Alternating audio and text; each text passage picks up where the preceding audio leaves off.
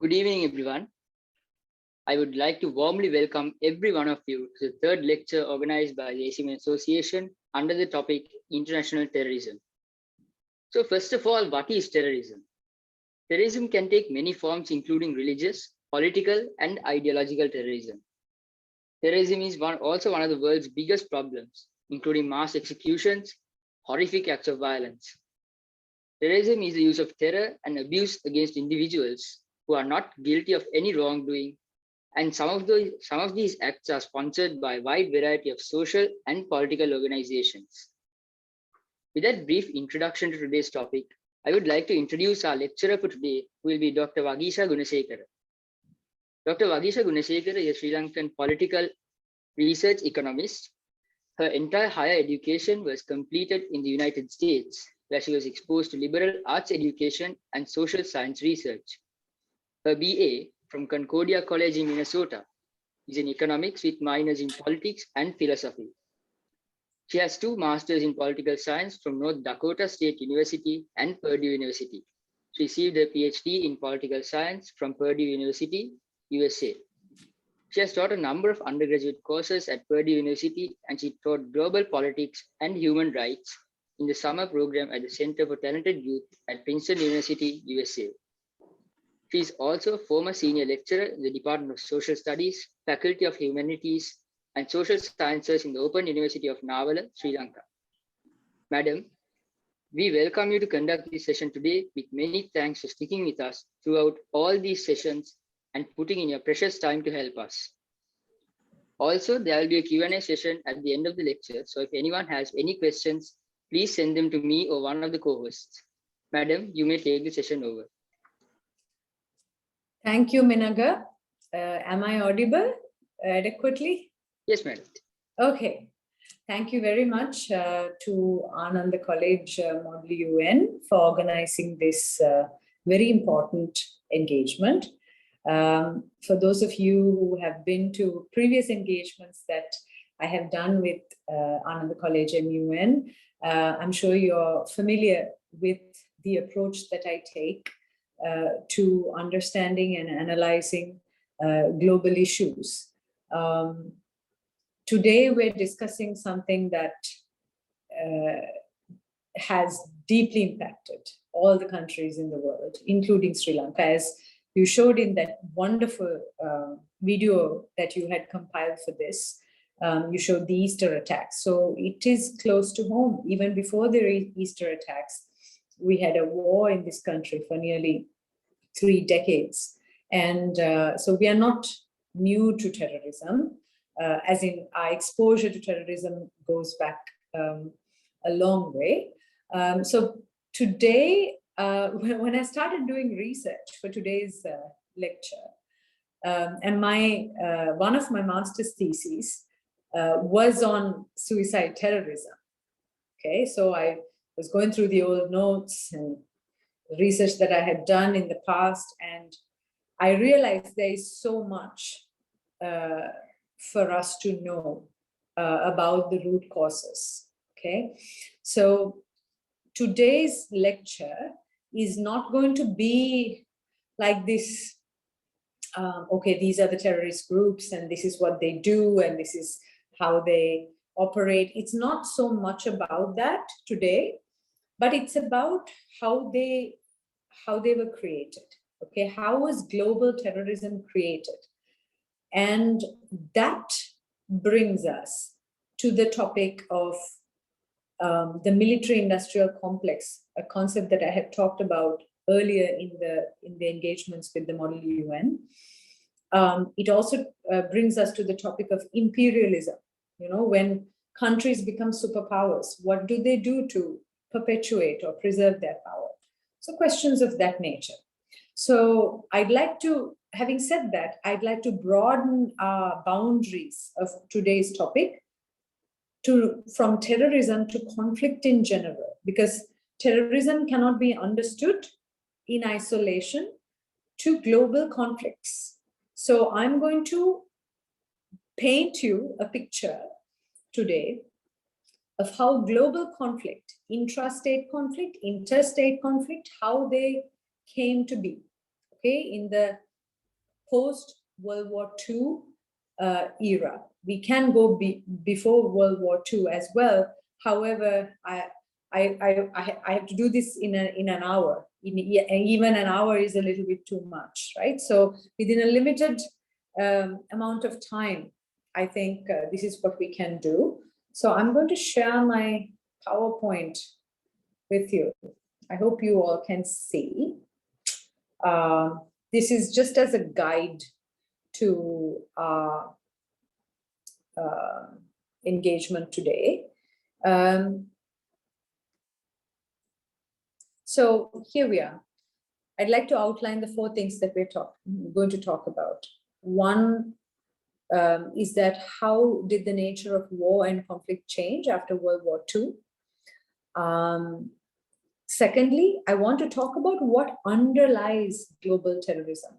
Okay, and one of the important factors being American imperialism and the military-industrial complex. I'll get to what that is. For those of you who weren't there when I talked about it in the previous seminars, I'll go through a little crash course of that as well. And then we'll talk about proxy wars, whatever that is, right? And the war against terrorism. We'll end with that. And we'll take questions after that, as Minaga said. All right. Now, this image is actually a still from a series of post-World War II movies that the American government made. Okay. And why are we talking about America or the United States of America when we talk about global conflict or terrorism? Because this theory of imperialism is very important for us to understand why wars happen. In a previous presentation I made for the MUN, I talked about the relationship between wars and capitalism.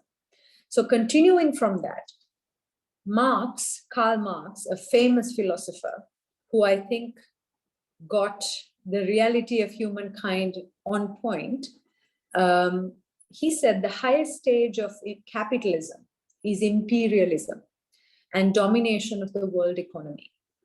So the United States enters the World War II, even though it did so reluctantly, and emerged from it a superpower. In the 1930s, if you looked at the United States, it was very much an isolationist sort of country, right? And Franklin D. Roosevelt, 32nd president of the United States, wanted to make America the great arsenal of democracy at that time, right? And this decision brought about an industrial boom that, once America entered war, proved decisive in securing victory in Europe. The mobilization of America's military industry culminated in the development and use of atomic weapons against Japan. As you know, the famous Hiroshima and Nagasaki bombings, right? So historically, this is seen as something regrettable, but a necessary measure to compel the Japanese to surrender. And there is increasing evidence that the bombs were also motivated by a desire to assert American nuclear primacy in anticipation of post-war rivalry with Russia. So what I'm trying to say is that after World War II, with the end of World War II, there was a rivalry that began between the United States and the Soviet Union, right? And it came to be known as the Cold War.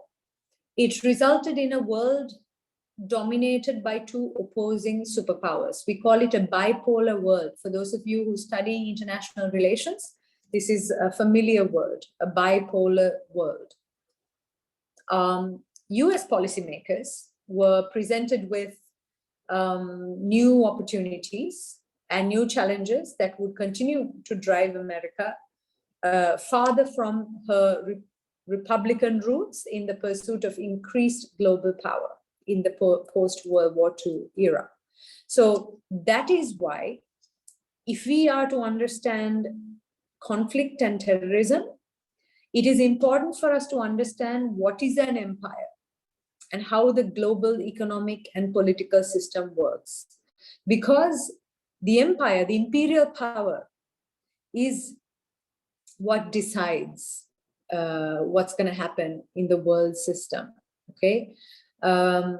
So moving forward,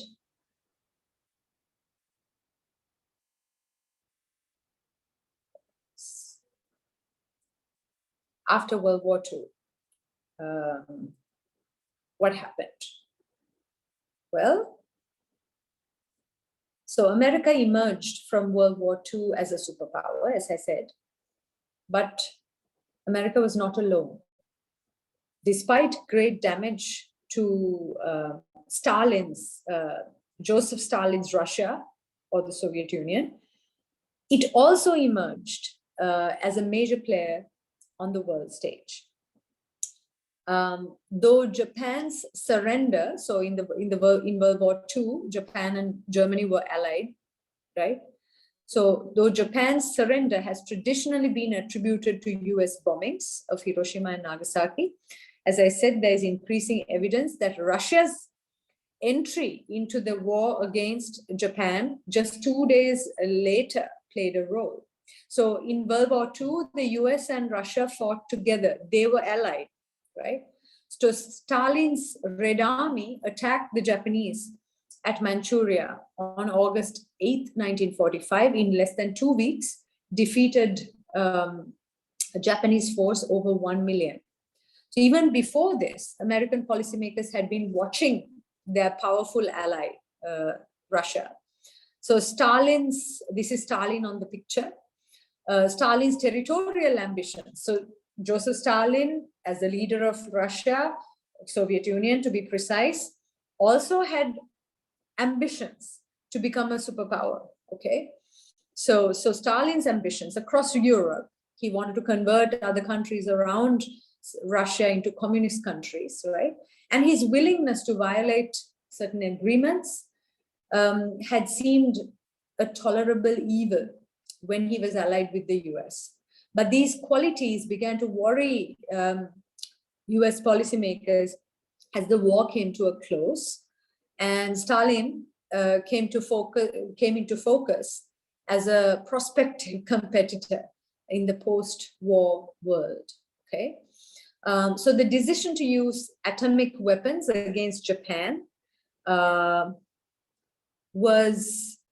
it ended war, but arguably began another war, okay? It ended one war, which is World War II, but it arguably began another war. It launched what we call a nuclear age, okay? All these countries started acquiring nuclear weapons.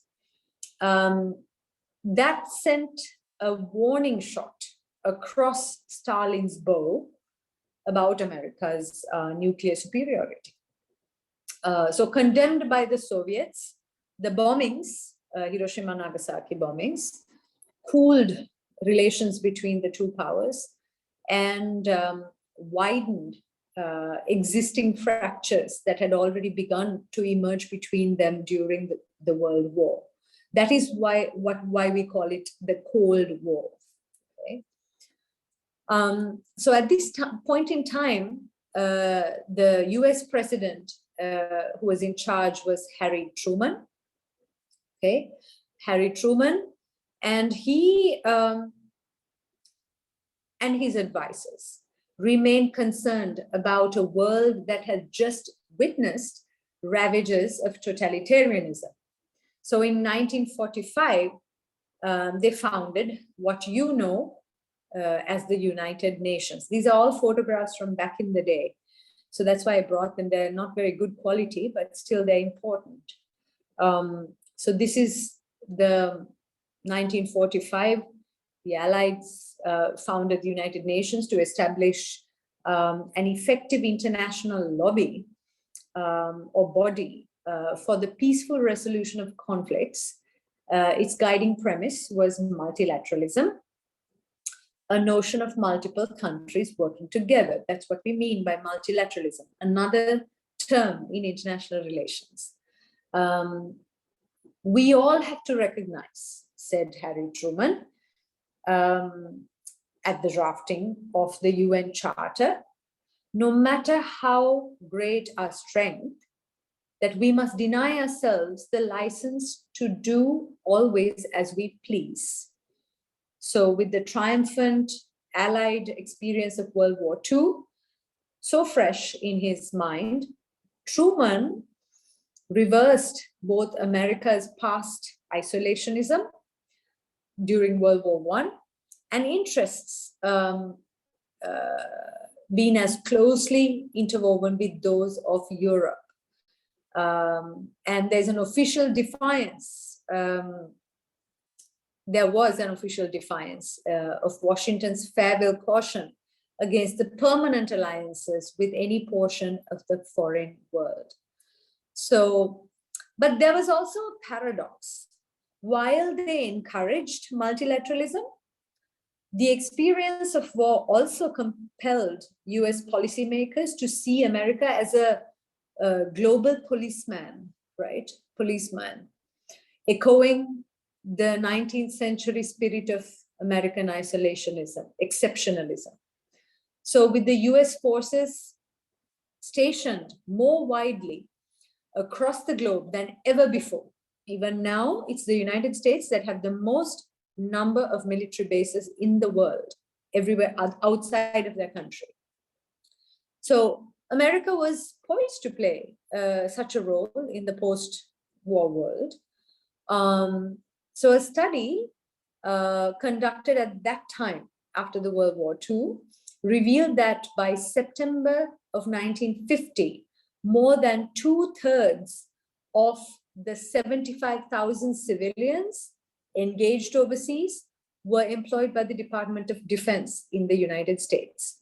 So ambassadors, right, they're also employees of the government. They once held sway in foreign lands. But then soon the proportion of ambassadors became very small. The field commanders and the military individuals, the proportion of them became higher. So this shift in emphasis from diplomatic to Defense Department personnel illustrates how military viewpoints in international relations began to gain currency over diplomatic ones. Okay. This you may or may not know. General Dwight D. Eisenhower, who fought during World War II, who later became a president of the United States, he was quite vigilant about America's victory and her military industrial strength, right? Even, I mean, Eisenhower in a 1946 memo even writes about the lessons of the last war. Right? He says the armed forces could not have won the war alone, that scientists and businessmen contributed techniques and weapons which enabled the Americans to outwit and overwhelm the enemy. So the Manhattan Project is a product of this era. It's a secret scientific program that developed the atomic bomb that eventually went on to bomb Hiroshima and Nagasaki. It was the culmination of such collaboration that Eisenhower is talking about between military, industry, and science. All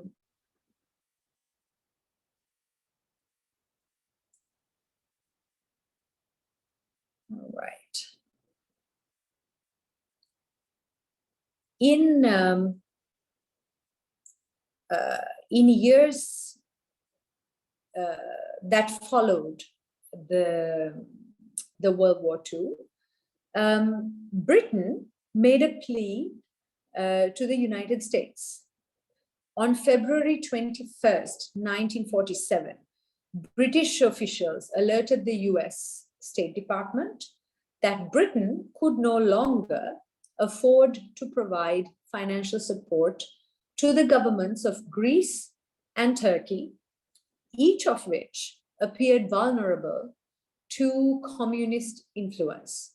Now, this is important. Why is Britain saying this? Because Britain was the previous imperial power. It was the previous imperial power, as in the empire. So the position that America occupies in the world stage today was previously taken by the British, which is why they colonized countries like ours and many other countries. At one given point, Britain had colonized nearly 3/4 of the world, right? So it was really, really powerful.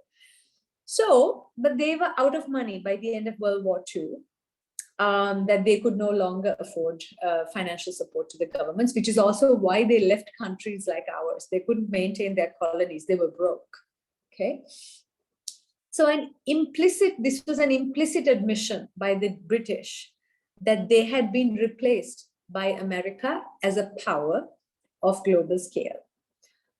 It was kind of passing down the torch from one empire to the other. But would America accept the role? That was the question.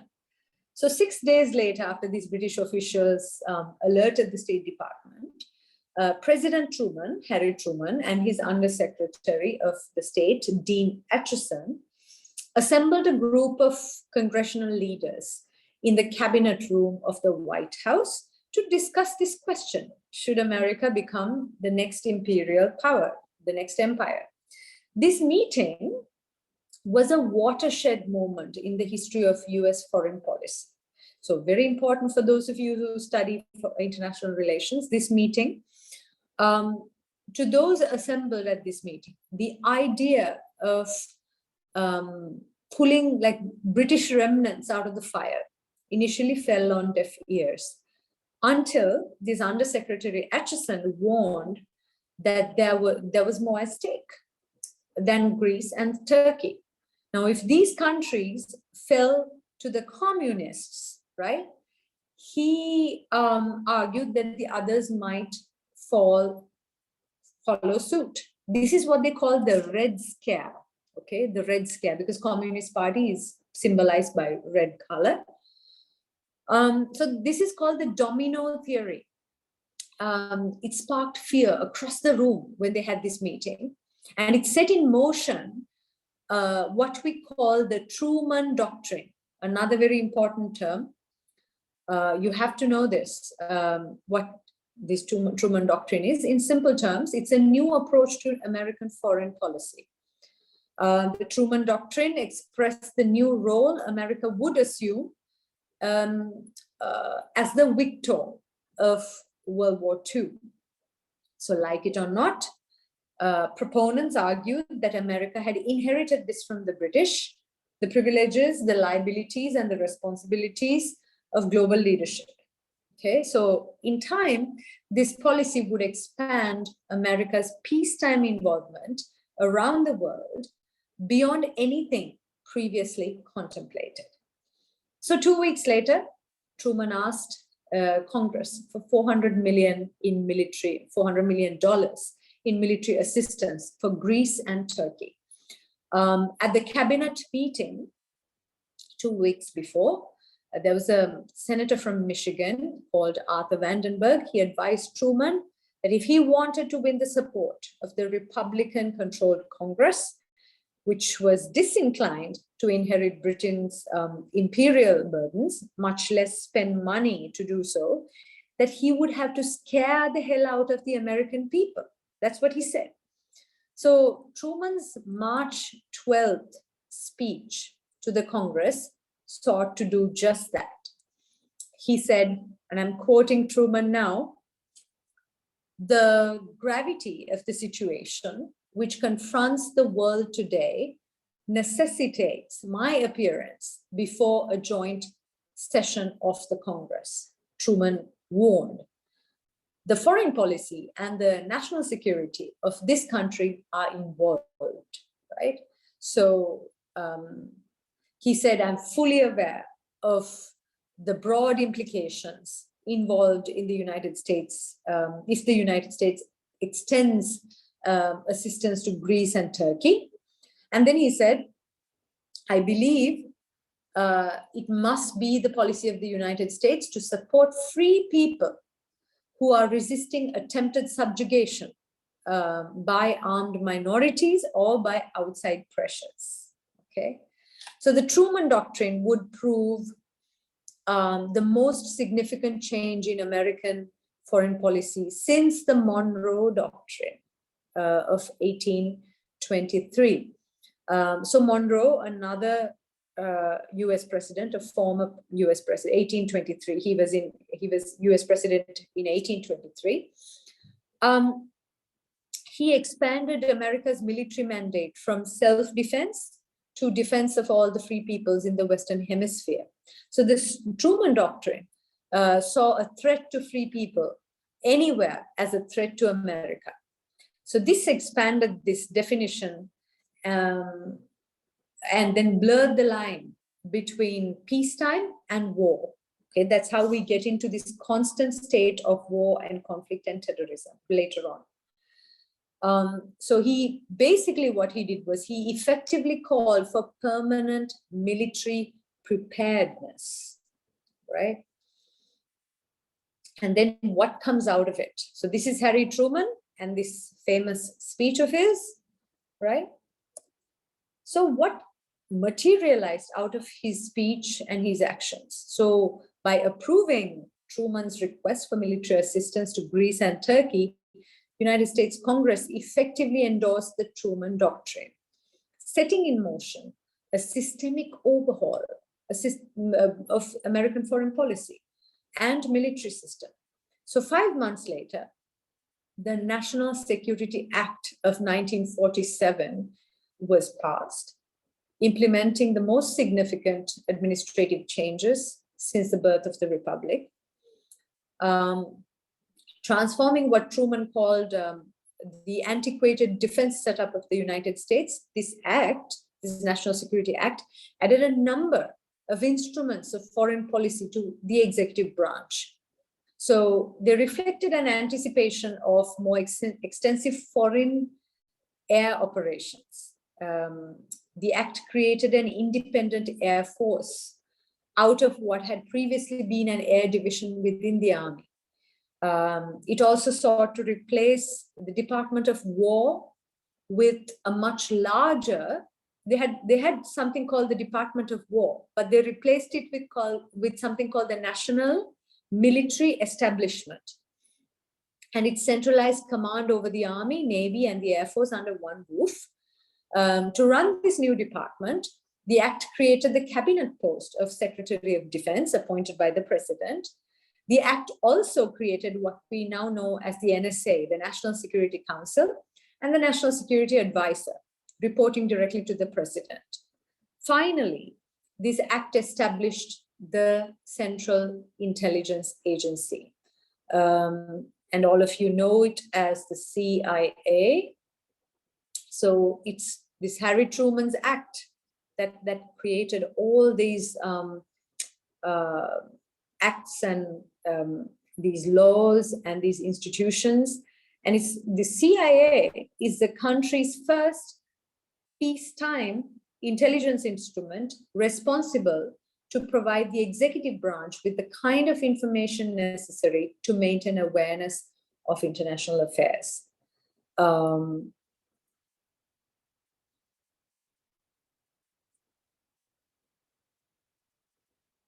Okay.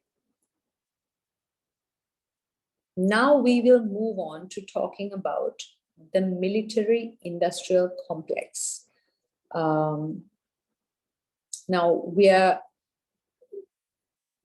are after the war, and Truman passes these policies and establishes these institutions that kind of permanently puts in motion a permanent state of military preparedness. So the United States military apparatus is growing at this point.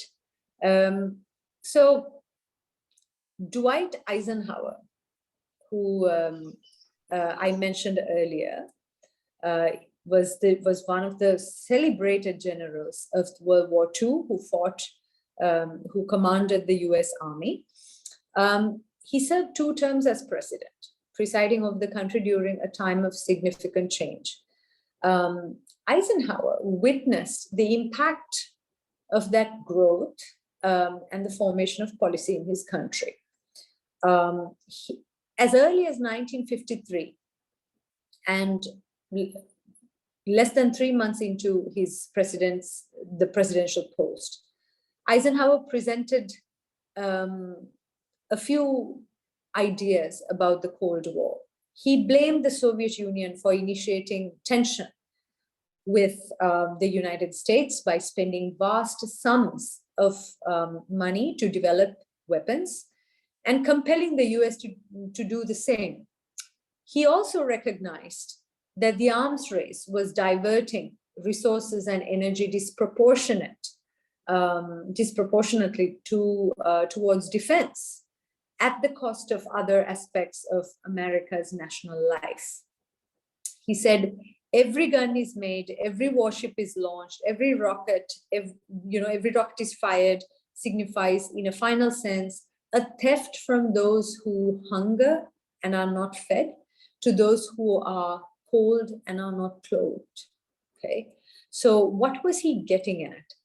he, in fact, was getting at this what we call the military-industrial complex, an unofficial alliance between a country's military, defense, industry, and government. Okay, what drives it? Symbiotic mutual benefits, vested interests of government defense contractors, and both sides benefit from it, right? So he was getting at these relationships and the flow of money between defense and government, right? So Eisenhower believed that America should be prepared to operate internationally in concert with others. At the same time, he recognized this danger that these vast expenditures associated with preparedness could distract the nation from meeting its own internal responsibilities. So he was very much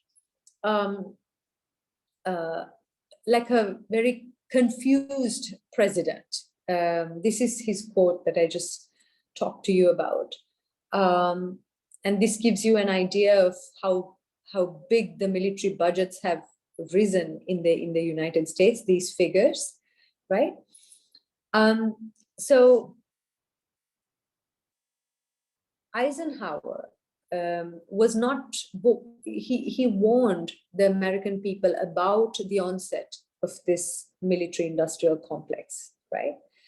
He asked the American people to question and interrogate people behind or companies behind this military-industrial complex. Okay, this is just to give you an idea of the nuclear arms race, which happened as part of this military-industrial complex. So there was, each country acquired nuclear weapons, right, after the end of the Second World War. And there was a great emphasis on nuclear weapons. There was a threat of massive retaliation, massive retaliation with nuclear weapons. It was both a deterrent and, in worst case, a devastating but cost-effective form of warfare.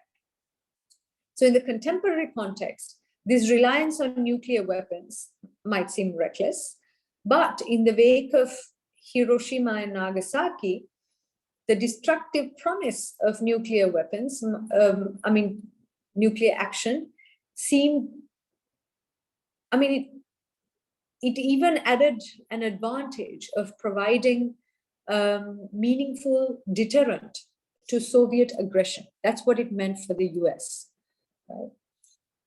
And so Eisenhower, during the Eisenhower administration, there was quite a few foreign engagements that the United States government did in other countries.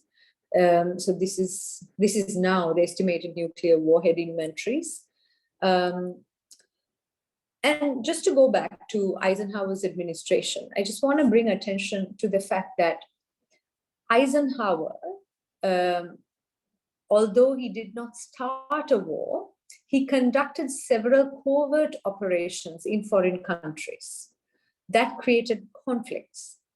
Between 1953 and 1954, the CIA orchestrated the overthrows of two democratically elected leaders, President Jacobo Arbenz of Guatemala and Prime Minister Mohammad Mossadegh of Iran. These overthrows heralded the dawn of a new era of secret international engagements for the US, conducted by executives conducted by the executive branch of their government. That is the House of the President. Nobody else knows this. And they're conducted in secret and they're hidden from the members of the Congress and also hidden from the American people, which is why if you speak to an American, they will think their country is the best country in the world. That's because most of that information doesn't reach the American people. So behind these CIA-directed actions was a combination of motives. For the US government, they were tactical moves for the larger struggle against communism. Often, though, these actions were also influenced by corporate interests. Now we're getting to the military-industrial complex bit, right? Industry. So corporate interests wielding power in Washington to compel actions in their own economic interests. So if corporates are always interested in earning profits, right? So if they're in the business of making war, not peace, then they want more and more wars and conflicts and terrorism to happen, right? That's the logic. So in this way, the CIA's conduct increasingly blurred the lines between America's national interests and the private interests of entities friendly to the US government. That includes lots of defense contractors and industry. So in Iran, it was the Anglo-Iranian Oil Company. So it had something to do with oil. A British-owned company whose interests were threatened by Mohammad Mossadegh's plans to nationalize the country's oil resources. Okay, they didn't want that happening. The Brits didn't want that happening. So the Brits appealed to Eisenhower for help. Eisenhower declared Mossadegh a communist. That was like being called a communist was like being called like, you know, it's like a bad word those days. Okay, so he called a communist. That was the first thing, and set the CIA to overthrow Mossadegh. You can read about this. There's a book called All the Shah's Men. That is a really good book about Mossadegh's overthrow, ousting of Mohammad Mossadegh. So a top secret internal memo planning for the coup read, Mossadegh must go. Okay, so these three words reveal how bluntly the US had begun to exert its power overseas and its will. It also serves as an example, as an early example, and by no means the last, of a disconnect between America's commitment to democratic processes at home and its willingness to annul through force the results of such processes abroad. Because Mossadegh's government was a democratically elected government, and the US overthrew that.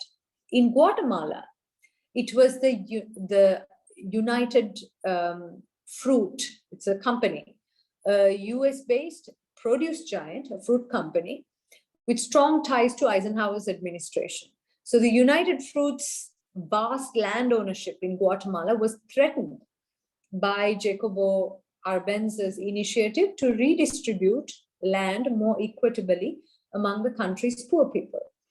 So nationalization of industries and wealth redistribution were concerns that had risen during the Spanish-American War and had since become the hallmarks of leftist revolutionary influence. So while the corporations had a profit-making motive for seeking, you know, to seeking covert disruptions of these policies, the US officials authorized these actions in the name of fighting communism. Okay. So this is how the military-industrial complex came to be. So anyway, in his farewell address in 1961, Eisenhower really warns people about the military-industrial complex. He said, in the councils of government, we must guard against the acquisition of unwarranted influence, whether sought or unsought by the military-industrial complex. The potential for the disastrous rights of misplaced power exists and will persist. That's what he said. Go to the next segment, which is, so what happened next? What happened next was a series of proxy wars. So because of nuclear deterrence, countries, the Soviet Union and the United States, could not go into a direct confrontation with each other, because if they used their nuclear bombs, it would destroy the whole world. So instead, they vied for global primacy. or domination through a series of proxy wars in which the US and the Soviets lent support to smaller countries engaged in their own skirmishes. Now we're getting slowly into international terrorism, global terrorism. So some of these wars are the Korean War, the Vietnam War, the Afghan War, and the Gulf War.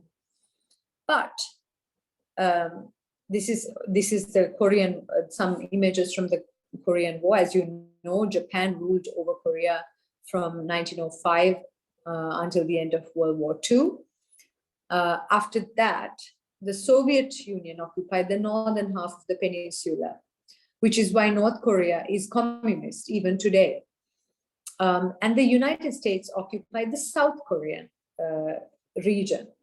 So you would now understand why North and South Korea are at odds with each other. So originally, they intended to keep Korea as one country. But when the United Nations called for elections in 1947, the Soviet Union refused to comply, instead installing a communist regime led by Kim Il-sung. So in the South, a strong man called Syngman Rhee became president. So both Kim and Rhee wanted to unify Korea under their rule and initiated border disputes that left thousands of people dead.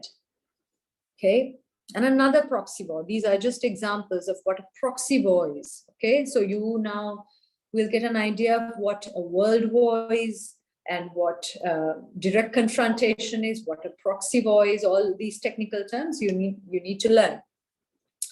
So after Eisenhower, America got a popular president. His name was John F. Kennedy. He's liked by a lot of people. He was the successor to Eisenhower. At his inauguration, Kennedy said that America would pay any price, bear any burden to assure the survival and the success of liberty. So he ran on a platform. He was from the Democratic Party. Eisenhower was a Republican. He accused Eisenhower of being soft on the Soviets. Kennedy moved quickly to assume a more hawkish global posture.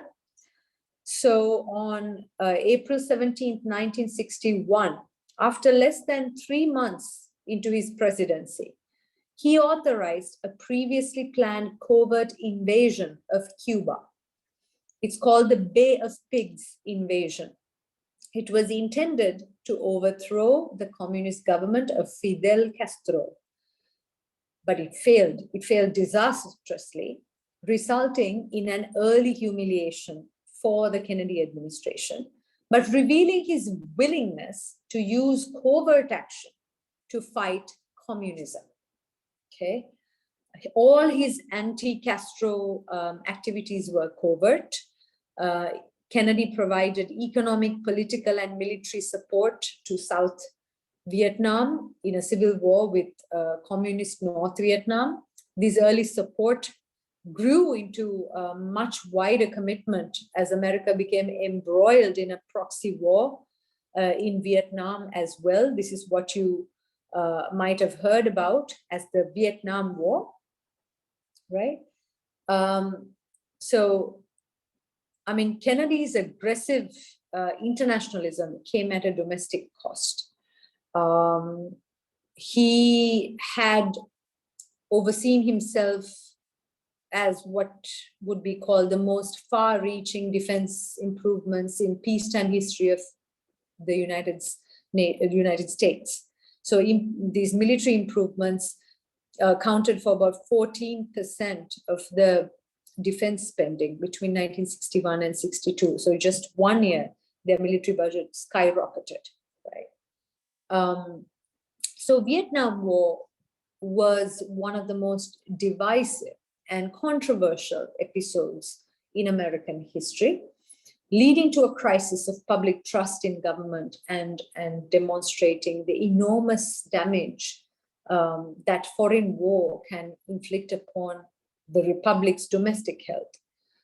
Vietnam dominated the presidencies of Kennedy's successor, Lyndon Johnson, as well as Johnson's successor, Richard Nixon.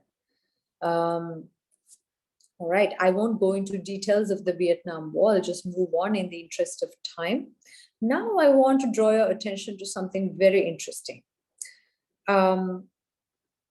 This man, Zbigniew Brzezinski, I think it's a Polish name, he was the national security advisor to President Jimmy Carter in the 1970s. So I'm fast forwarding to the 70s in a little bit, but this concept is very important. He was a member of the Council of Foreign Relations. He was embedded in the core of imperial planning. Brzezinski is known for his support for the Mujahideen against the Soviet Union. It was an operation called Operation Cyclone. So this operation, it had a cascading effect throughout the region and established firm links between the CIA and Osama bin Laden. So at this point, Afghanistan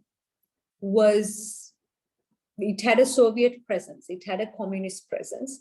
Afghanistan's leader was also sympathetic to communism.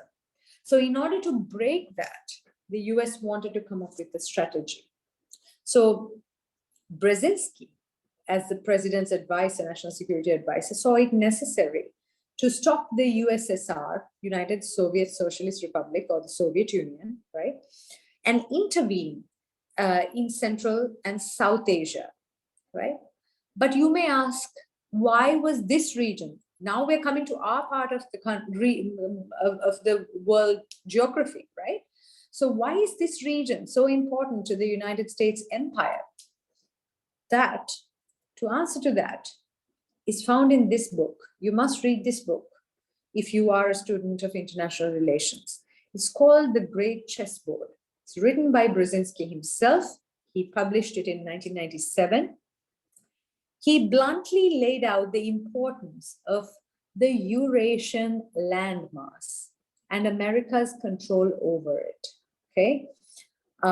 So he argues, the task facing the United States is to become the sole political arbiter in the Eurasian lands and to prevent the emergence of any rival power threatening their material and diplomatic interests.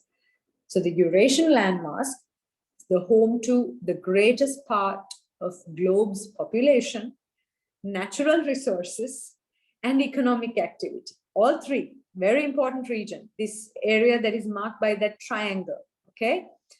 That is what he referred to as the grand chessboard. And he said this area must be controlled by America, must be controlled by the US, and we have to establish our supremacy over it if we are to remain as superpower. And we cannot be challenged by anybody. Okay, so what does this strategy look like in practice? So preventing the rise of a rival power in Eurasia means employing all manners of covert and overt subversion and attack. So we have seen US interventions in Iran. I have talked about some of them just now. I'll get into US intervention in Iraq as well. There are 2 interventions. And the invasion of Afghanistan, right? And a devastating contra war with Syria, right? The US is very, very keen to pick off weak links in this region, in the chain of countries stretching from Central to South Asia.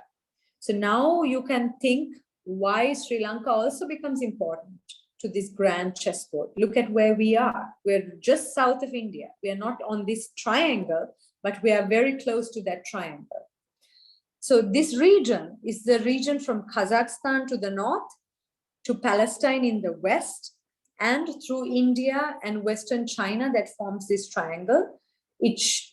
Basically, it's a wedge splitting Russia's southern and China's western geopolitical expansion. So it's to prevent Russia from expanding, and it's also to prevent China from advancing to the west. This vast area is where the US empire has, for decades, waged war against countries that don't fall in line, okay, while solidifying comprador alliances, okay, comprador alliance, mutually beneficial alliances in places like Israel. Why do you think US and Israel are so buddy-buddy, right? Israel. India, why do you think India and US are so buddy-buddy? And then the third one is Saudi Arabia. Those are the three allies of the United States in this region, okay? And some Gulf monarchies are also there. So a direct conflict with Russia or China is unlikely, given the nuclear implications.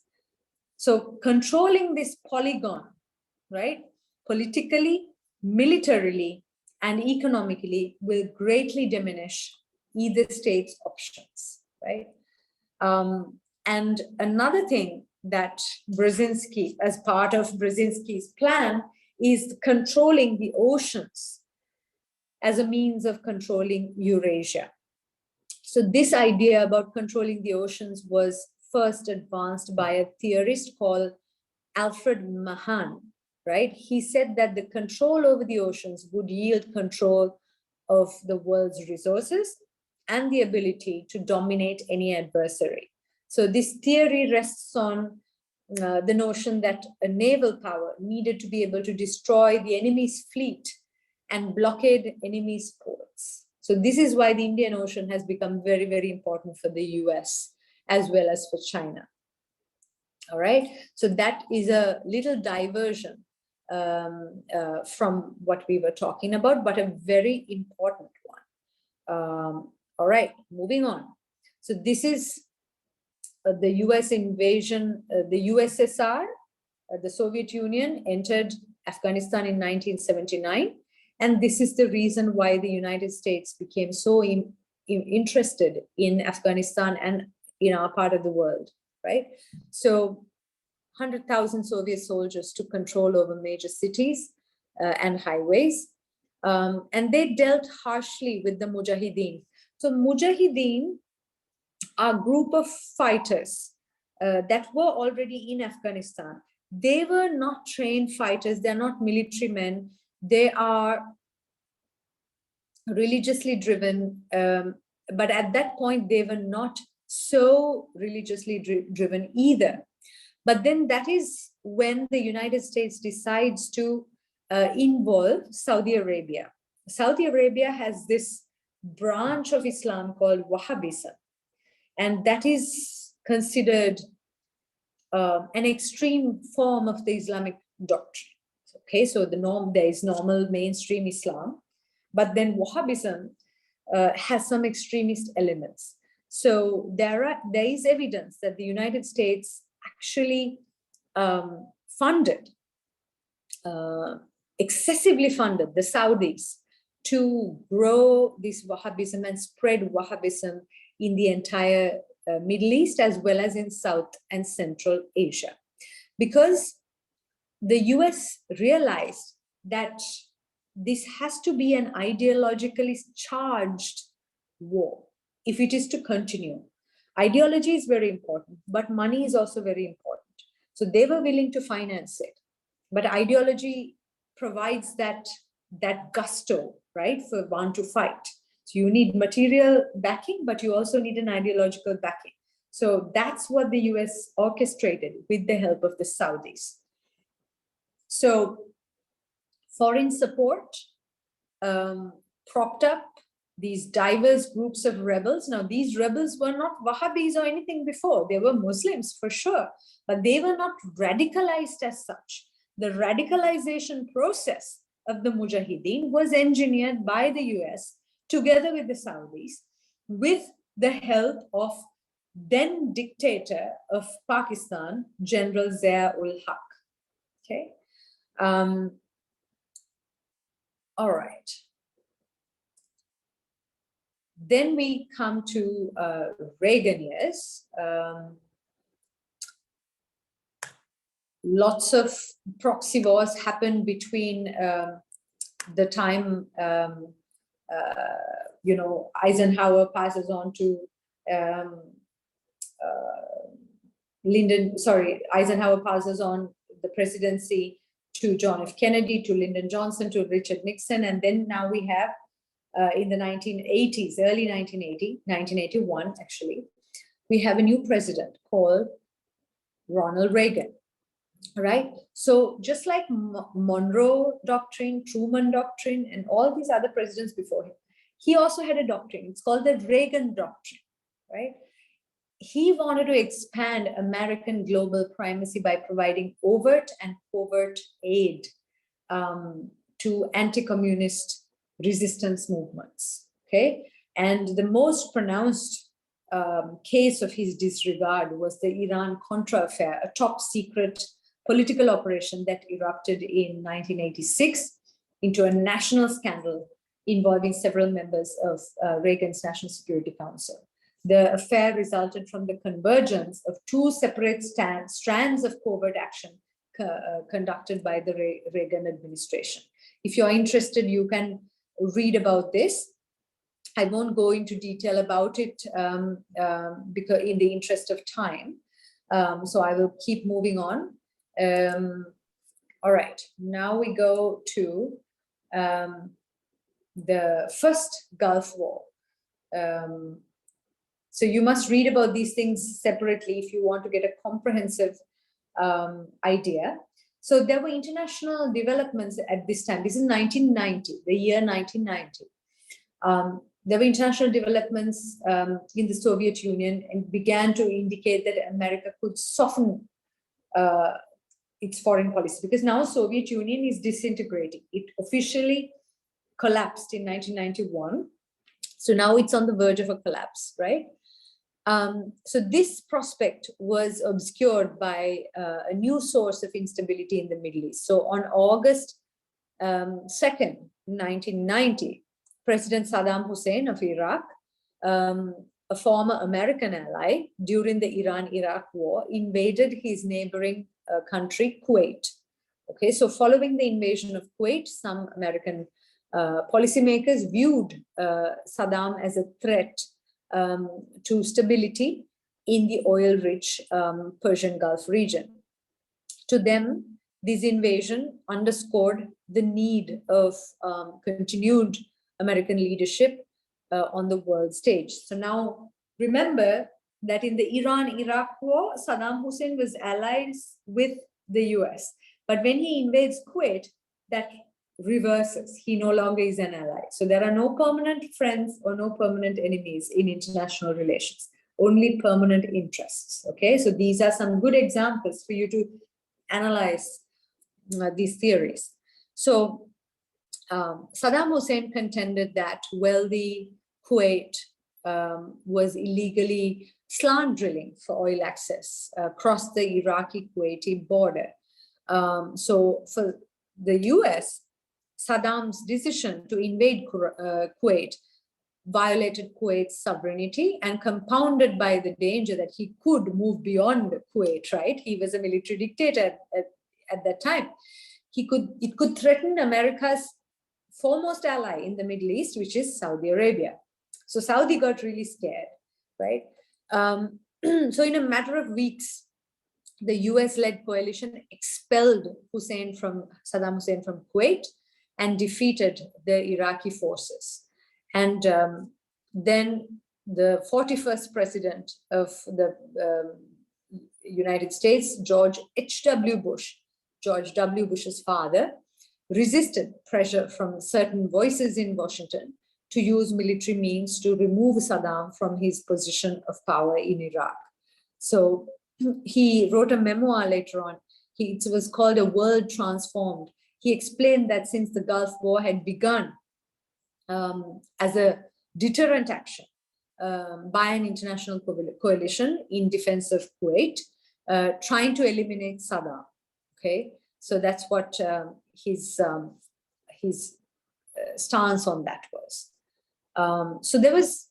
During H.W. Bush's time, and after that, it was Bill Clinton's time, There were no new rivals, so to speak, for the United States. However, their covert operations continued. Okay, so these are some examples of during President Clinton's time, some of the things that happened, the new plagues. During this time, a civil war had erupted in Bosnia. There was also, so this is called the Balkan crisis, and President Clinton intervened in this conflict. And then, of course, the series of terrorist attacks happened. So Islamic terrorists attacked New York City's World Trade Center in 1993. Then the Islamic terrorists also attacked the allies of the United States, which is Saudi Arabia, a housing complex in Saudi Arabia, and bombed US embassies in Kenya, Tanzania, and it also launched an attack on USS Cole, American naval destroyer anchored off Yemen.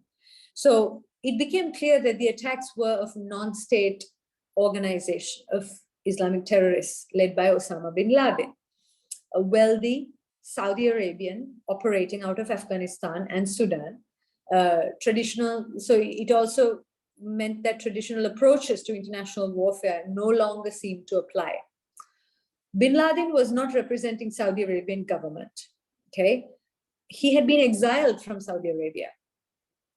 He wasn't representing Afghanistan either. He wasn't representing Sudan either.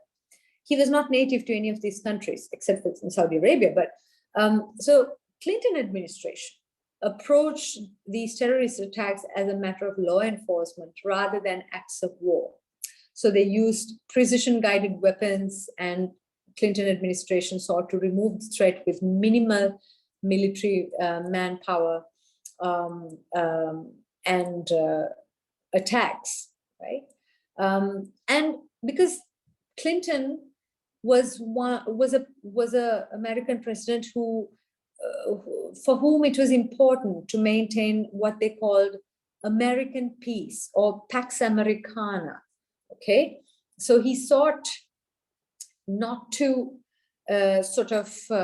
intervene. Not intervene. And he intervened, but not in a war, world war scale. Okay. So now we come to the war on terror and beyond. So right up until now, I have described to you how the story builds up bit by bit. Without the history of it, you will not get a good comprehensive understanding of how to even look at global war on terror and the role of Imperial America in orchestrating this, right? So on September 11th, 2001, a series of deadly attacks rocked the New York City and Washington, D.C., killing nearly 3,000 people. So the Bush administration, this is George W. Bush, introduced sweeping changes to American domestic and foreign policy in order to respond to these attacks and to hold accountable or to punish those who were responsible for it. First one was called the Patriot Act. It's a legislative tool introduced by the Bush administration to fight terror. George Bush argued that the freedom of the American society made us vulnerable for such attacks. So this Patriot Act challenged long-cherished constitutional protections in terms of defending the country. It authorized the executive to operate in new ways at its own discretion. So the president could take any decision he wanted. He became ever more powerful, right? And he also was, he got the power to use his own discretion to police domestic terror, which is huge. You don't have that in any other country in the world, such a powerful presidency. So the Patriot Act was domestic, And the Bush Doctrine, though, was also introduced. So Bush Doctrine means it's a radical expansion of American foreign policy since the Truman Doctrine. So they called Al-Qaeda the new kind of enemy. And President Bush argued that after 9/11, America could no longer wait for a foreign threat to fully reveal itself. America needed to act preemptively. Preemptively means even before you're attacked, you attack and quell the enemy, okay? So he said it was very important to confront the worst threats before they emerge, all right? So that's the Bush Doctrine. The next morning, the president's national security team met to formulate a response to the attacks. So while the majority of the Americans supported retaliatory actions against Al-Qaeda, the Islamic terrorist organization deemed responsible, the team's discussion went further to include the prospect of preemptive attacks against Iraq as well. Now, Iraq was nowhere in the picture at this time. It was only Osama bin Laden and Afghanistan. But how did Iraq come into the picture all of a sudden, right? So, I mean, the Bush administration visibly launched retaliatory strikes against terror training camps in Afghanistan, planning for a preemptive strike against Iraq, and was quietly underway. So there were claims that Iraq or Saddam Hussein was having weapons of mass destruction. Okay, that was the excuse that the Americans used in order to start the Iraqi war, right? So 2001, they start the invasion of Afghanistan. 2003, Operation Iraqi Freedom. It was a preemptive military campaign to overthrow the government of Saddam Hussein. And this operation launched the Iraqi war effectively, and it still continues today. So 2003 to 2021, nearly 20 years. So this war has continued. These are some pictures of the 2003 war. And then the funny thing is, it's not really funny. 2 years later, in 2005, there was a top secret memorandum recording the minutes of a 2002 meeting between Prime Minister Tony Blair and his senior ministers, where it's called the Downing Street Memo. You should read about this, Google it when you have time. It confirmed that following 9/11, members of the Bush administration wanted to remove Saddam through military action, justified by the conjunction of terrorism and weapons of mass destruction. Okay. The memo went on to recount that intelligence and facts were being fixed around this policy. So they were planting evidence to frame Saddam Hussein and to start a war with Iraq. Okay, so this is it's very common policy for the US and for most imperial powers. And of course, the Iraqi war was an ugly war, and there were lots of hidden costs such as torture. I mean, you must know about this horrible place called Guantanamo Bay and the Abu Ghraib prison notes. You should read about them. It's a level of torture that has never ever existed, that never ever shown its face to the world. And these are torture camps run by the Americans in Iraq and in Guantanamo Bay, Cuba. And then Electronic Surveillance Act passed by the House of Representatives. Also, as part of this, it gives the executive branch, the president, greater license to conduct warrantless surveillance without any oversight in the US. Okay, so that is how this thing called ISIS, all right, ISIS, is constructed in this particular context. So you can see how all these proxy wars an interstate was morphed into the Mujahideen movement in Afghanistan. And it's the remnants of that Mujahideen movement, the Iraq War, all of that culminates into what we know as the Islamic State. So it's called these ISIS or ISIL or Daesh. Those are all names used for this group. It held about a third of Syria in 2016-17, and about 40% of Iraq. It occupied 40% of Iraq's land. But by December 2017, it has lost 95% of its territory, including 2 of its biggest properties in Mosul.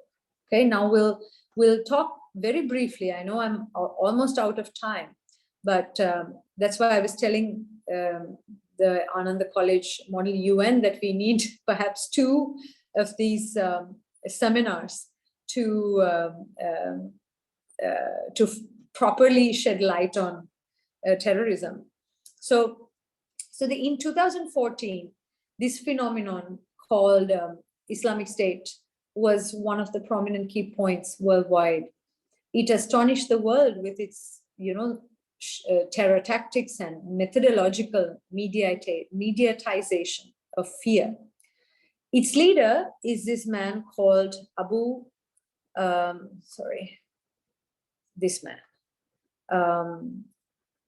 it's this man called Abu Bakr al-Baghdadi. Okay, he assumed command of this group in May 2010 and declared the formation of ISIS in April 2013. It expanded the Islamic State of Iraq, which is called ISI, to include Syria. That's why it says Islamic State of Iraq and Syria, ISIS. He emerged in the public scene in June 2014 when he proclaimed himself as the Caliph. Caliph is the word you use in Arabic for like ruler, right, in an Islamic state. So a majority of research on ISIS finds it very challenging to find facts about IS-controlled territory, right? Because no official data is collected or available by internationally recognized bodies. There's no audit of any sort, and there are no balance sheets of the IS that we can get our hands on. So everything that you know about the IS is through journalistic accounts. So this is Mosul, one of their prime occupation spots. They are no longer in Mosul, but this used to be one of their strongholds, right? So IS is considered a phenomenon for its 3 main reasons. It has this unspeakable cruelty that is utilized for recruitment and marketing. It's known to be a cruel terrorist organization, the most feared, right? Violations of international and humanitarian law are not anymore subject to detailed investigations, but they're carefully, methodologically projected into the global media. It fights for occupation and control of land in the frame of like an integrated endeavor to build an Islamic state out of a modern state, okay?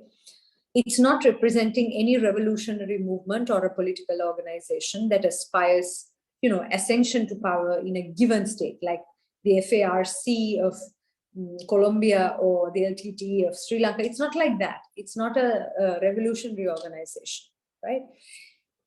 The Islamic intelligence state is a caliphate. Caliphate is the term in Arabic for Islamic state, run by an organization that resembled East Germany's Stasi domestic intelligence agency. Okay, so criminologists see ISIS as a mafia-like holding company that is out to maximize its profit, right? But it has an extreme religious inclination, an extreme religious ideology, and apocalyptic visions, right? But they're not enough alone to capture cities and take control over countries, right? Terrorists don't establish countries, right? And a criminal cartel is unlikely to generate enthusiasm among supporters around the world, right? Who are willing to give up their lives and travel to this Islamic state, this caliphate, and potentially like blowing themselves up, right? Like soldiers of death or whatever. So what is it then, right? So one thing we have to know is that ISIS is one of the best financed terror organizations the world has ever seen, right? We can look very briefly at its sources of financing. So how do they, because any terrorist group without financing, it just fails. Ideology alone is not enough. Finances are important. Finances are not enough. Ideology is also important. So they kind of go hand in hand, right? So ISIS's financial network extends back before 2014 with its predecessors. So ISIS's predecessor is Al-Qaeda in Iraq and the Islamic State of Iraq, right? And they use dark funding methods to finance themselves. So between August of 2008 and January of 2009, ISIS made an average of $1 million per month, maintaining a very meticulously managed balance sheet and a budget, and they drove a budget surplus, right? So when this Abu Bakr al-Baghdadi took over, the group had already begun drilling oil in Iraq, right? And opening gas stations in the north and extorting money from industry contractors. In November of 2014, this ISIS per day earnings were $1 to $3 million, okay? And their monthly surplus was about $2 billion. So that's how wealthy they are. Okay, at least they were. I don't think they're completely gone. So the ideological reasoning is the enforcement of the Quran's teachings on imposing various rules and regulations on people. Even for financing, they use this contribution type called jizya, which is in the Quran. It's twice per year contribution that the Quran mandates from Christians and Muslims, okay?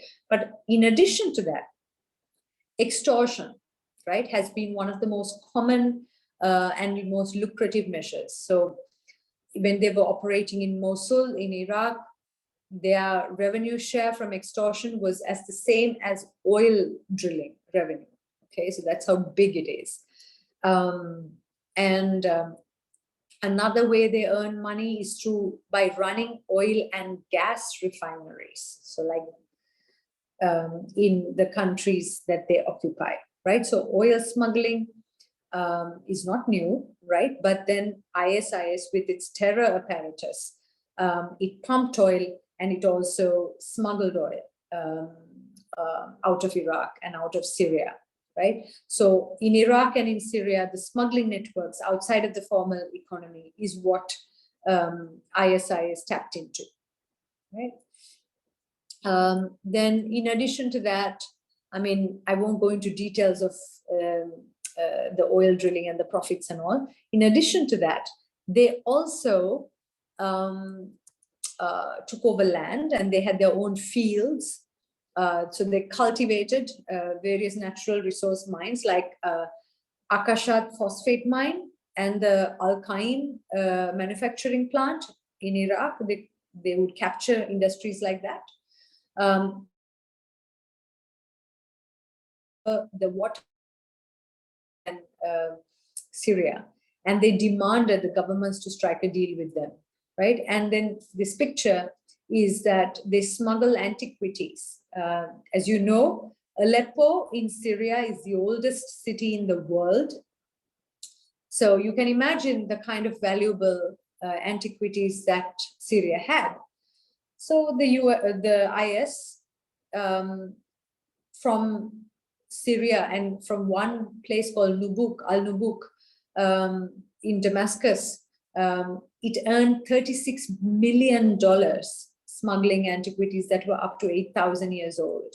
Okay, so, and then other than that, they do kidnapping for ransom and things like that.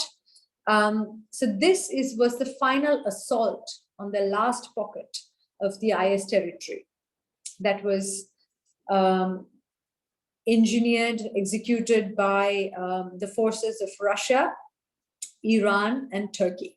Those are the forces that finally chased IS out of its territory. Okay, so we can talk. I can end here with the retrieval of IS strongholds in Iraq and Syria, and perhaps in the question and answer session, we could go into a discussion about how that affected, groups like National Tawhid Jamaat in Sri Lanka, right? We can talk about the relations between that and our part of the world.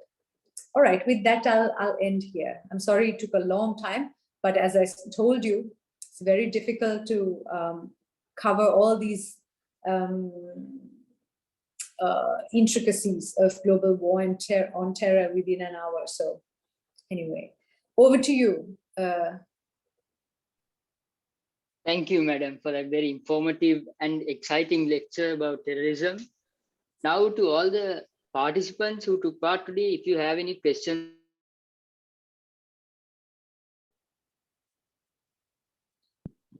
I see one, Vidat had asked, is it true that Albert Einstein recommended to make a nuclear bomb? Vidat, I have also heard that, but I'm not sure if there's any evidence for that. So without that, I'm a little hesitant to say that that actually happened.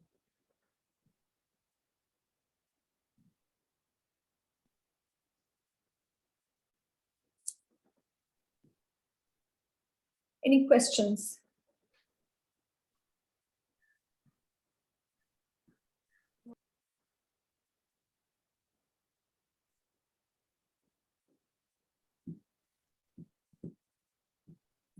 While you're thinking about questions, I would, what is the oldest city in the world? Well, Aleppo is one of the oldest cities in the world, Kavinder. So I mentioned Aleppo in reference to the IS. When IS occupied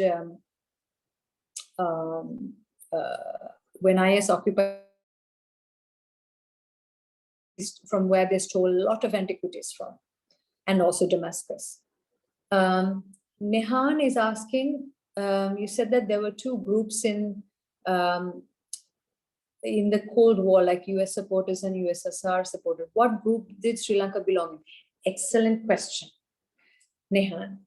This brings me to a very important foreign policy of Sri Lanka, and it's called the non-alignment policy. So when the world was divided into two camps following the aftermath of the World War II, Soviet camp, US camp, in Bandung in 1955, several world leaders, including our own SWRD Bandaranaike, who was in government at the time, not the prime minister, he wasn't the prime minister at the time, but he was in government. They came up with the policy of non-alignment. They did not want to ally with either camp. Okay, and if you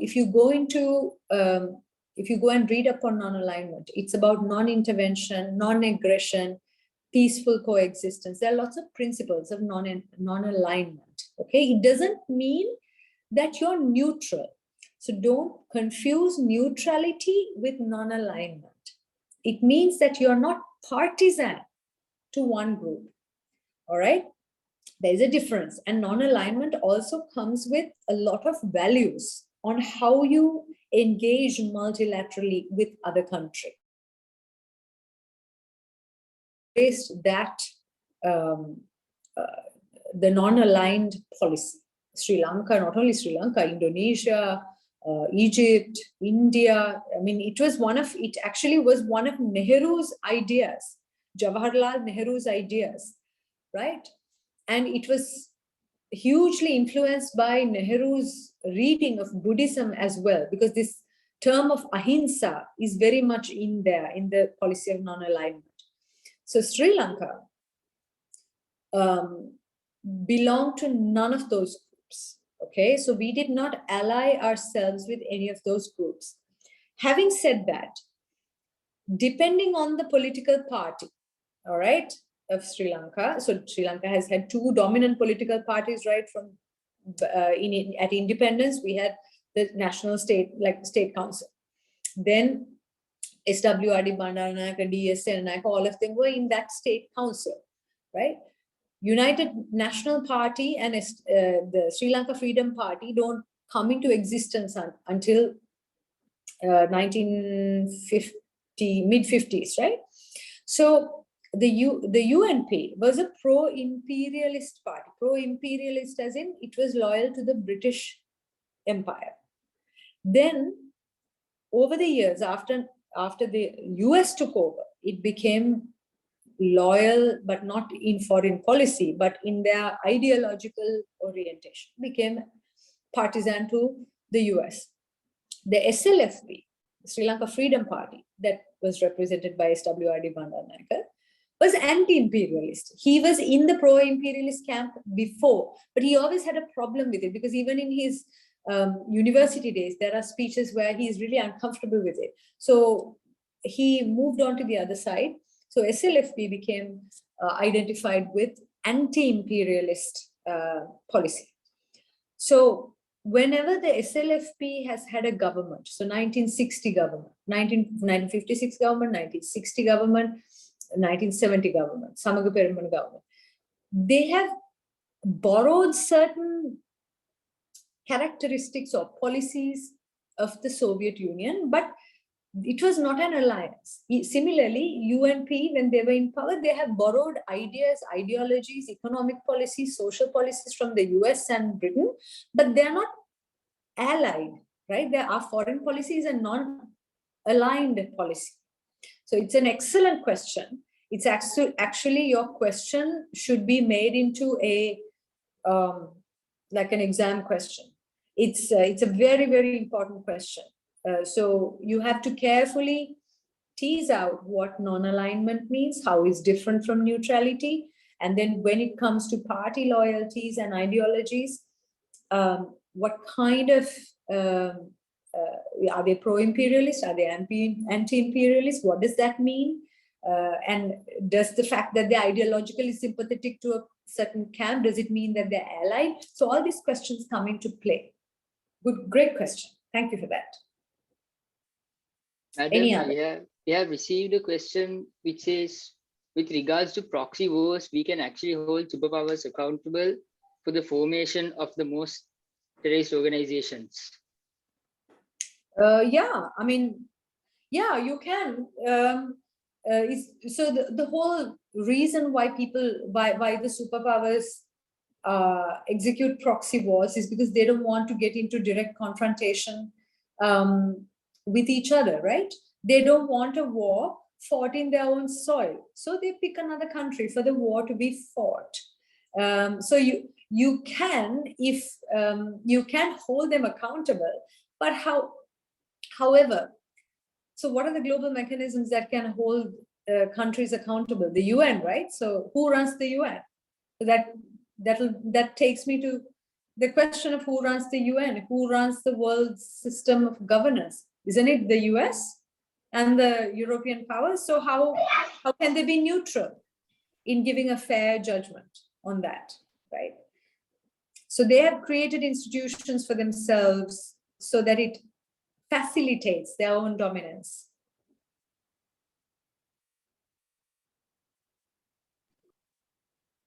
Madam, another question, madam. Yeah. It says, what steps did US secret agencies use to stabilize large domestic terrorist organizations? You mean like the ones in South Asia? They started actually much earlier in the 1950s in Latin America. And then around the 1950s, 60s and the 70s, they moved to Central Asia and South Asia. That's the timeline. If you want to, so the thing is, they are not terrorist organizations to begin with. They're just like, if you take the Mujahideen, they're just a bunch of like mercenaries, right? They're not an organized terrorist organization. To be precise, it's the US and the allied forces and allied countries that create an organization out of some, mercenaries that are lying here and there. They give it the organization. So when you think about, that's also a very good question, actually. When you think about the Mujahideen in Afghanistan, earlier they were just fighting their own little territorial wars, right? They were not organized. They didn't have the weapon power or the ideological organization or any type of formal structure. So these countries help build that formal structure. They arm them, but at the same time, they create that institution.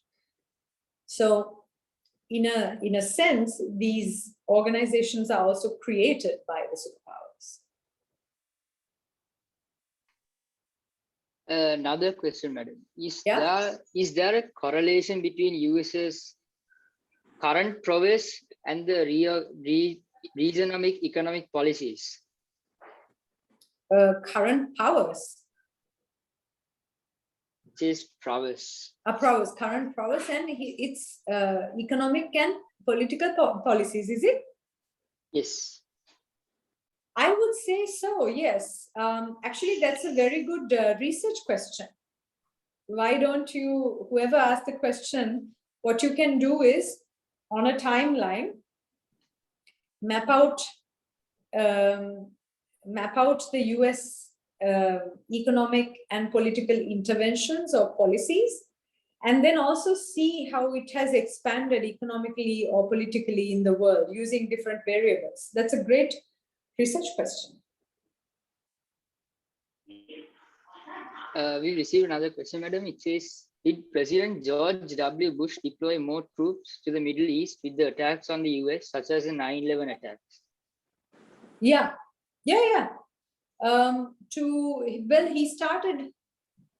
He started several wars, right? Like in 2001, with the World Trade Center attacks, he invaded Afghanistan, sent the US troops there.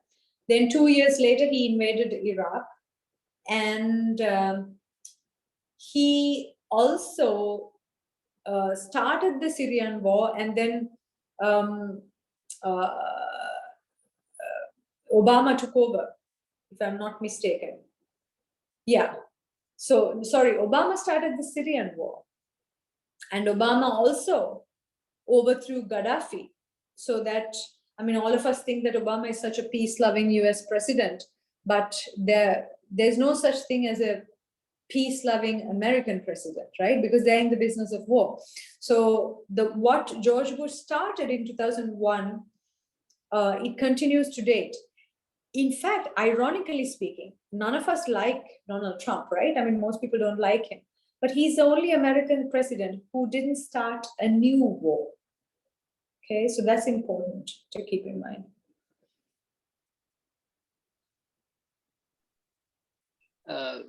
Next question, madam. Do you believe that the pandemic had controlled terrorism to a certain extent? Perhaps. I mean, terrorists want to create destruction, right? So, and they have been in recent times attacking civilians and like places concentrated with civilians. Perhaps the social distancing and lockdowns and everything, it may have. I mean, if you look at the figures, that's also a very good research question. We first have to look at the data and see whether there were any terror attacks from when did we start COVID? maybe January, or yeah, January of 2020. Let's say January of 2020, up until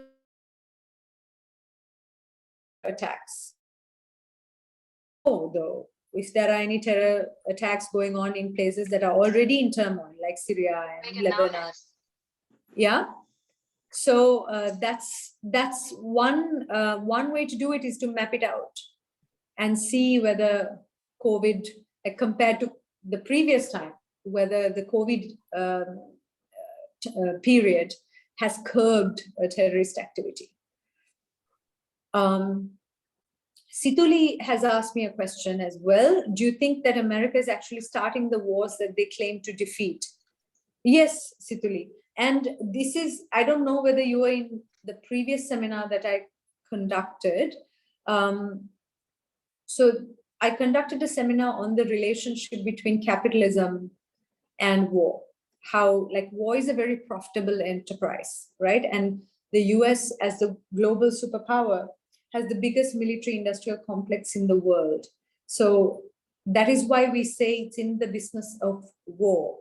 So in order for the US to keep on earning profits, it has to start new wars. Okay, so that's what we call the business of war. So, and that is to offset these crises that are created by capitalism itself. The crises are inherent in capitalism. It's to offset that, to come out of these crises as a global superpower. It tries to create wars so that it kind of crushes certain parts of the world, and it also helps to rebuild the world. It comes at a heavy price, but that's the economic model. So yes, the answer to your question is yes. We have received another question, madam. It says, do you think Reaganomics boosted the US economy? Reaganomics, as you know, it comes in the era of neoliberalism. It is a way of running the economy where private capital, privatization sort of rules the entire economic and societal arena, and also politics. So liberalization of the economy, privatization, deregulation, tax cuts for the rich, all of these things happened during Reagan's time. One could make the argument that in the short term, it perhaps boosted, businesses too. When you lower taxes, it provides incentives for businesses to borrow money, to start businesses, to come up with various productions, right? So Reagan tried to do that. That's the logic. It's called, so it's coming from the neoliberalist perspective. But in the long term, a declining tax base does not help the country's economy or a country's social welfare apparatus. So US doesn't have anything like we have here called free education. So I think most of you who go to Ananda and other schools, you are being educated for free. US doesn't have that. And whenever we walk into a national hospital, any hospital, right? If it's not a private hospital, government hospitals here, they don't charge us money. US does not have that. You have to pay for everything. And that legacy is part of the Reaganomics. So Reaganomics, it may have boosted economic activity in the short term, but it has failed to demonstrate that it's an active economic policy in the long term. Plus, it has destroyed the American welfare state that has left a lot of people poor, homeless, really vulnerable. Another question, madam, which goes, with the COVID outbreak, countries like China and Russia started a vaccine race, and so did the US. Will this affect on their allies? And the last part is, and so did the US. Will this affect on their allies? You mean like this whole vaccine war between the US and China? Is that what this person is asking? Yes, who ally with them? I think the US and the Europeans, one has to only look at now the WHO has authorized, it has said the Sputnik and the Sinopharm, Sinovac, all these things are good to go, right? They've authorized. But why is it that the US and all these European countries and allied countries, if you apply to go there for a visa and apply for a visa, they say we are not accepting you if you have got Sinopharm or Sputnik or whatever. It has to be their vaccine. So it's called, there is this, in the COVID era, this war has turned into like vaccine nationalism, all right? And there's also a lot of propaganda on like how bad the Sinopharm is, how bad the Sputnik is, that the Delta doesn't really work, Delta variant doesn't really answer to the Sinopharm vaccine. So where is this coming from? We have to question this. So it's coming from actually the Department of Defense of the United States.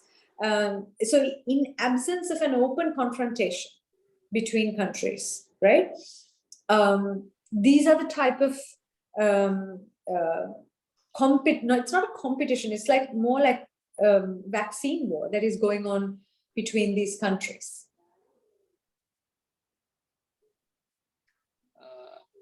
Madam, there's another question, which is there a possibility to begin a new world war because of the rising of Chinese and Russian war power? Well, apologies. That's another good question, a futuristic question. World wars, it's hard to imagine a world war in the scale of World War I or World War II, where there is, direct confrontation between countries. As I said earlier, by virtue of countries owning nuclear weapons, it's tough to imagine that kind of a war. But having said that, I think another world war is already happening. It's happening in the oceans, right? Between navies of countries. Why do you think, the Indian Ocean is so important for the US, for the Chinese, for the Indians, for the Australians? I think the future wars are going to be fought not on land, but in the ocean. And also the proxy wars will continue. So if you think about it, Sri Lanka is of strategic importance, of high strategic importance to China, because we are located in a very important place in China's Belt and Road Initiative. So, causing instability in Sri Lanka, either it is the Easter attacks or something else, right, is quite logical. And it makes sense to the Americans and to the allied, what you call the Quad, okay, quadrilateral alliance, that US, India, Australia, and Japan. So if they are countering China, so Sri Lanka becomes a very lucrative target. So destabilizing countries like ours might happen in the form of wars. So I'm not saying that there won't be a war. I think a war is already brewing. It's already happening in little bits and, bits and pieces. It's going to be in the oceans as well. And by destabilizing countries that are important in the next, in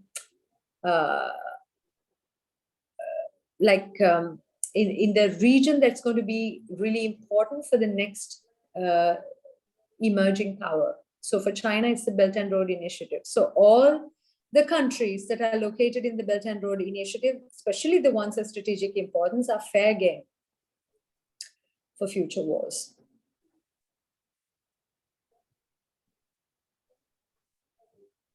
Madam, we have some questions.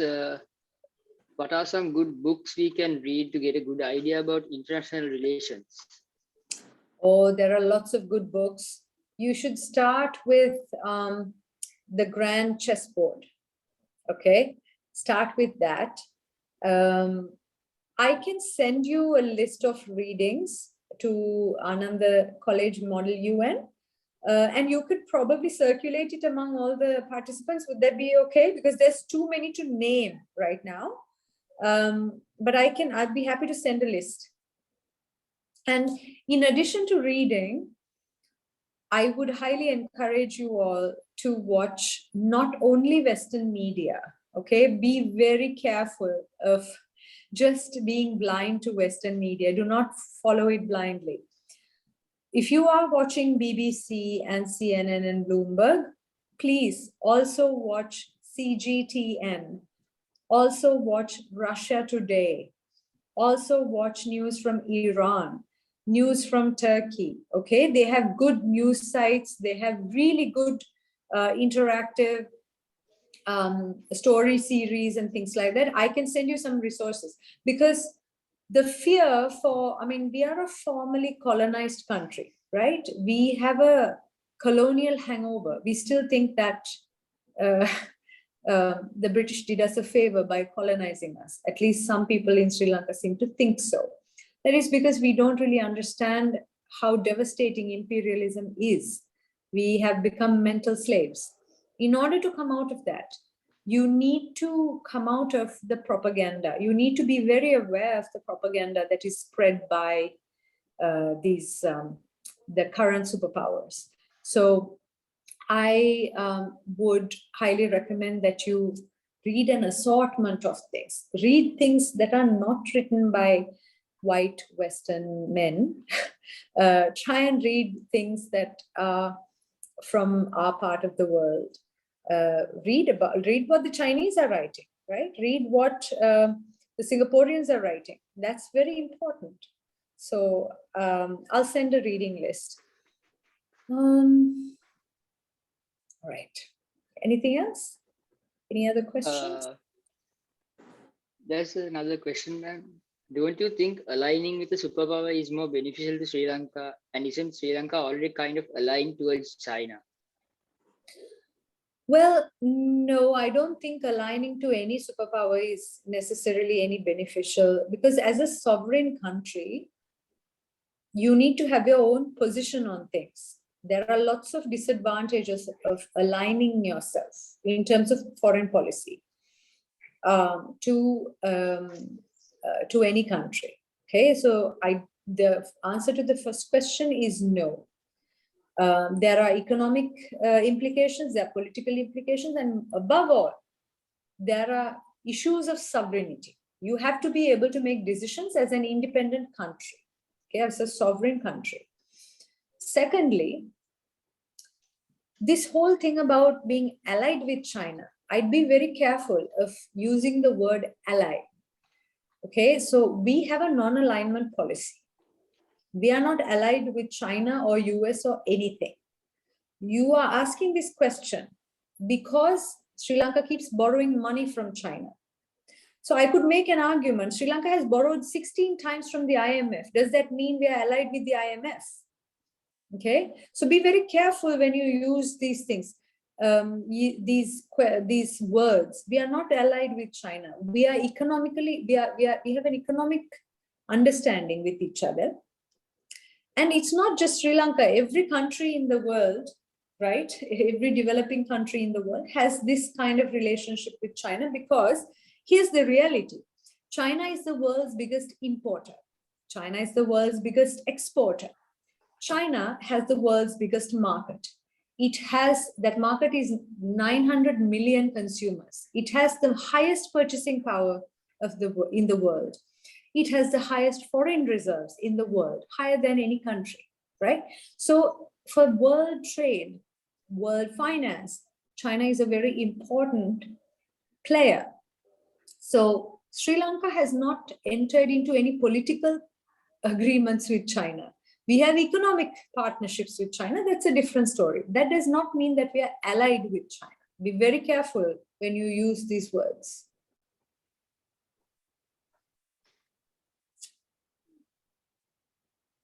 Another question, ma'am. Can North Korea go up to the threat level of Germany in World War II? I mean, it's hard to say whether North Korea, I mean, Germany in World War II was not only militarily powerful, but also economically powerful as well. North Korea's economy isn't looking as strong as what Germany was leading up to World War II. North Korea, to be fair though, it's in its isolated form, perhaps not so isolated, it's pursuing its own interests, which we are not very clear about at this point in time. I saw a news report 2 days ago or something. Kim Jong-un's sister has issued a warning to South Korea, saying that they're doing joint drills with the US Navy. So, I mean, their alliances also, it's good to watch out for them in the near future, especially as China emerges as not a superpower, but as a regional power, right? Particularly in economic terms. It'll be interesting to see the movements of North Korea as well.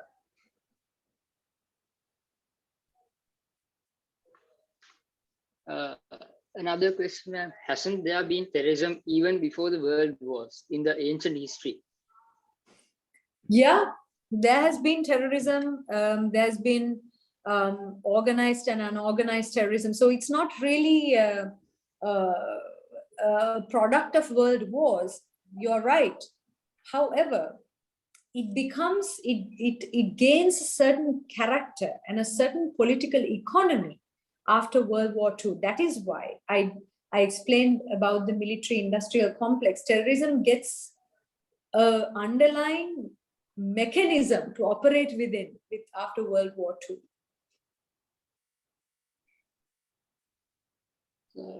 Madam, there are many hoax messages going through social media. Will this lead to a cyber attack?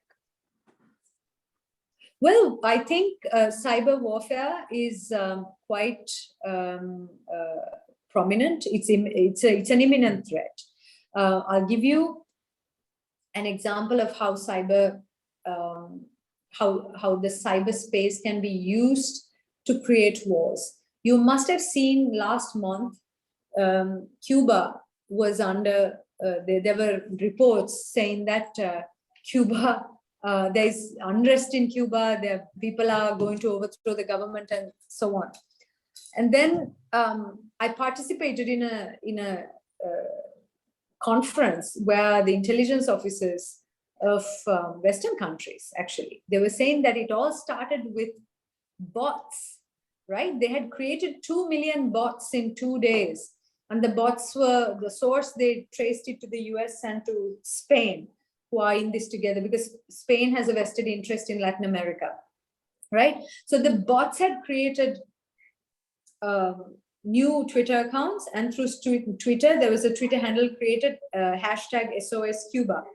So that created this wave of unrest in Cuba. So that's one very recent example of how the cyber space can be used. But what you're talking about, a cyber terrorist attack, is also, I mean, you could easily orchestrate an attack in a way that you steal national intelligence data, right? And data has become power. Information is power in this day and age. So cyber security is very, very important.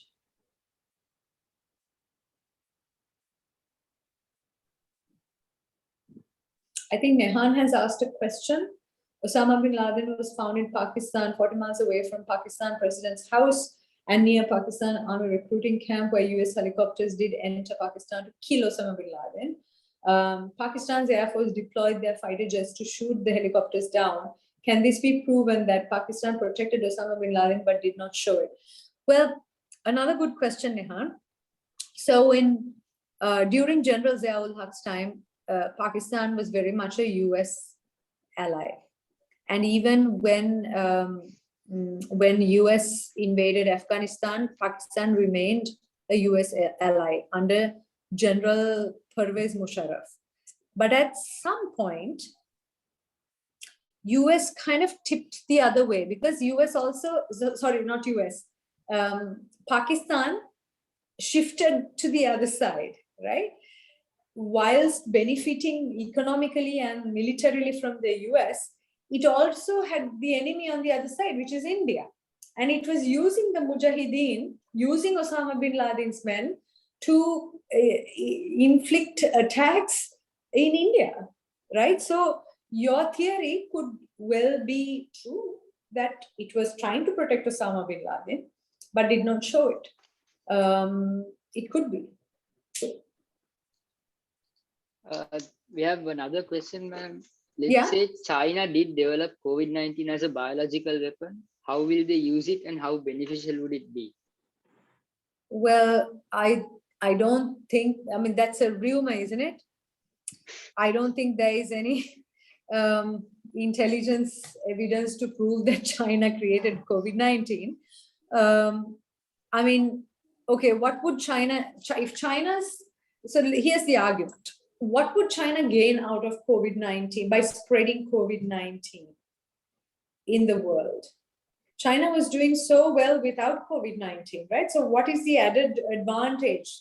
If your argument is right, so then why don't you tell us, or like, what is the added advantage of a global pandemic, right? What is the advantage of this pandemic to China? That's all I'm asking you to think about.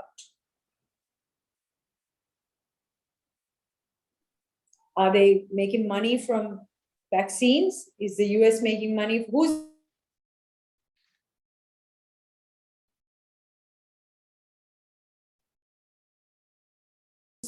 profiting from vaccines and how much?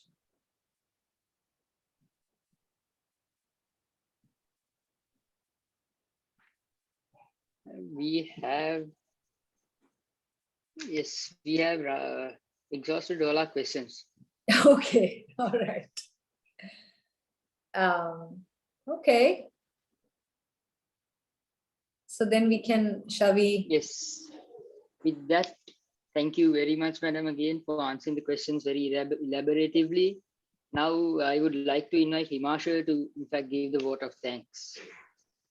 Thank you, Menagar. First of all, I would like to thank you all for participating to this session. And I would like to give a special thanks to our teacher in charge, Ms. Geethani Suryaraj, for guiding us and encouraging us throughout this journey. And a very special thanks to Dr. Vagisha Gunasekara for enlightening us with a vast amount of new knowledge on geopolitics and terrorism in this session. And we thank you all once again for participating, and we hope to see you in the next one. Thank you. Thank you all for inviting me here, and thank you also for the questions. They were great questions, and I'm so glad that you asked them and you engaged. Thanks a lot. And Ananda College Model UN, thanks for inviting me for the third time. Should you need any more assistance with any other topics on international relations or strategic studies or defense, I'm always here to help you. So. Thank you very much, madam. Bye. Good night.